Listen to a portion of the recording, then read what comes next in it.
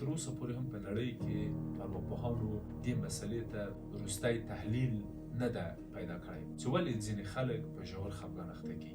اما موږ کولی سو ځینې موارد په احتمالي ډول له تاسو سره شریک او زه چې کومه تجربه د خپلو ناروغانو سره لرم دا ماته تر یوه کچه پورې د خپلې تجربې په اساس ثابته سوې ده چې دغه دلیل دغه انګیزې تر یوې کچې او یوې اندازې پورې د ژور خفګان د پیدا کېدو لامل او دلیل شوي.